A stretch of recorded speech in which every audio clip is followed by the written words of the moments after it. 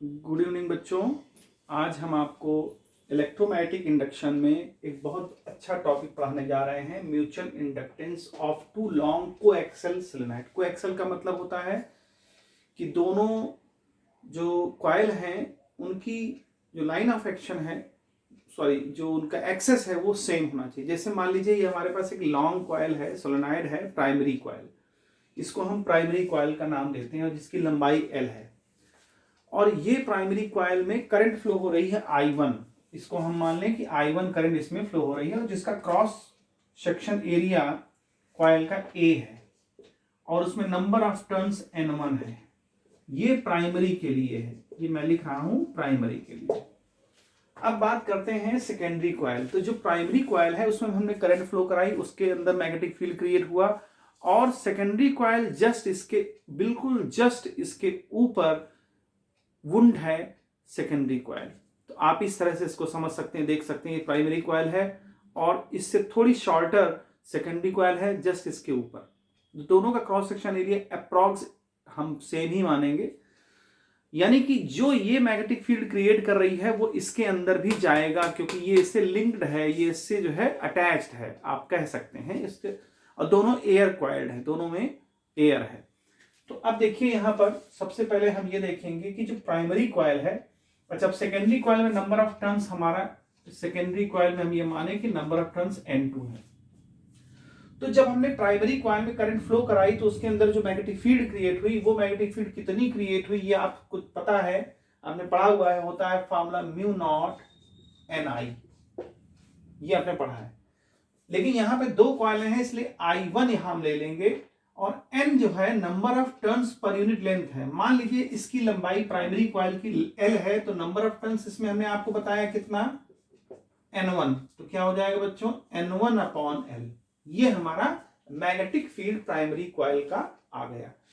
लेकिन चूंकि secondary coil भी उसी के ऊपर रखी हुई है, उसी से लिंक्ड है, तो जो फील्ड इसके अंदर जाएगा, मतलब जो फील्ड क्रिएट होगा B1 का, मतलब प्राइमरी कॉइल का, वही सेकेंडरी कॉइल में भी मैग्नेटिक फील्ड क्रिएट होगा।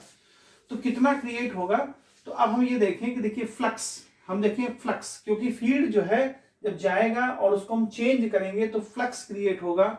वो फ्लक्स कितना जाएगा, φ2 उसको मान लें, और φ2 होता है B इंटू ए।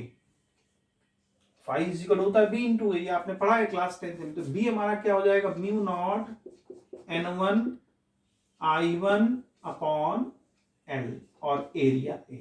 ये φ2 हो गया। ये फ्लक्स है जो कि सेकेंडरी कॉइल में जा रहा है। लेकिन सेकेंडरी कॉइल में कितने नंबर ऑफ टर्न्स है ये देखना पड़ेगा। सेकेंडरी कॉइल में अगर इतने नंबर ऑफ टर्न्स है तो हम इनकी बात करेंगे कि इसमें कितना फ्लक्स जाएगा, इन सभी कॉइल में कितना फ्लक्स जाएगा। तो सेकेंडरी कॉइल में फ्लक्स जो है, टोटल फ्लक्स हम देखेंगे वो हो जाएगा N2 φ2। तो यानी N2 यहां और जुड़ जाएगा तो mu naught N1 N2 I1 upon I1A, ए भी रहेगा, I1A अपॉन L। ठीक है बच्चों, तो ये टोटल फ्लक्स हो गया, N2 φ2 की वैल्यू आ गई। अब हमको मालूम है एक फार्मूला होता है M is equal to N2 φ2, ये आपने म्यूचुअल इंडक्टेंस में पढ़ा हुआ है, अपॉन I1, ये आपने म्यूचुअल इंडक्टेंस में पढ़ा हुआ है। तो अब देखिए यहां पर, यहां हमने कैपिटल I1 लिखा है, आप उसको स्मॉल I1 ही समझें, कोई ऐसी बात नहीं है इसको। ये देखिए, अब देखिए यहां N2 φ2 की वैल्यू जो हमने निकाली है वो यहां पुट कर दें तो हमारे पास क्या वैल्यू आ जाएगी, म्यू नॉट N1 N2 φ2, यहां पर हाँ म्यू नॉट N2 φ2 आपका आ जाएगा पूरा N1 N2 I1 और A अपॉन L, ये आ गया।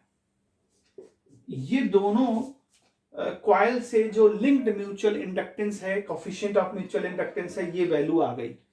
ये हमारा एक्चुअल में फार्मूला तैयार हो गया। लेकिन इसको और अगर हम दूसरे फॉर्म में लिखना चाहें तो वो भी लिख सकते हैं। देखिए N1 अपॉन L की जगह हम लोग क्या लिख सकते हैं, M is equal to mu not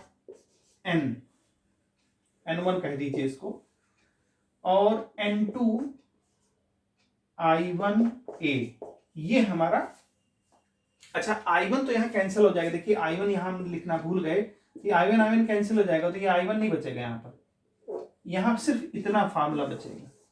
तो N1 यहाँ number of turns per unit length है, हमने इसको क्या किया, चूंकि L हमारे पास प्राइमरी कॉइल की लंबाई थी और प्राइमरी कॉइल के नंबर ऑफ टर्न्स थे, तो हमने क्या किया, इन दोनों की जगह हमने क्या कर लिया, स्मॉल n1 लिख लिया। स्मॉल n1 क्या होता है, तो स्मॉल n1 होता है number of turns per unit length.